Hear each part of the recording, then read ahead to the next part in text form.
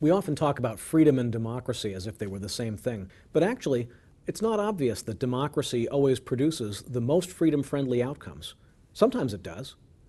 The idea that we should all be in charge of deciding our own fate certainly is more conducive to promoting freedom than if we had a tyrant to tell everybody what to do. But it's also possible for democratic structures to be against freedom.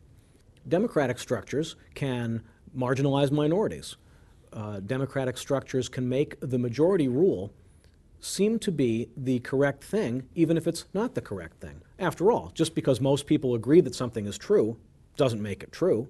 So there's also no reason to think that just because most people agree that something is a just policy, that that's necessarily the most just policy. There was a time when the vast majority of Americans thought that women should not be permitted to vote, or that blacks shouldn't have the same rights as white people. Nowadays, we think those things are false. But surely it's not the number of people who thinks that they're false that makes them false. The fact of the matter is, a democratic voting system is a way to figure out what most people think. But that's not the same thing as figuring out what's right.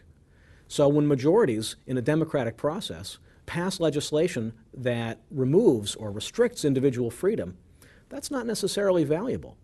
If the goal is liberty, then democratic structures have to be themselves bounded by bordering conditions that keep people safe from what John Stuart Mill calls the tyranny of the majority.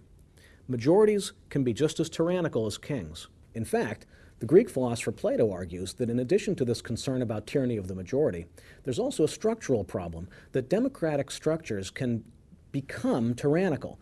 That is, through the people's discussion and argument and lack of direction, they will clamor for new leadership and demand that a tyrant be brought into power. This is how, historically, many tyrants have actually come into existence, through a democratic process.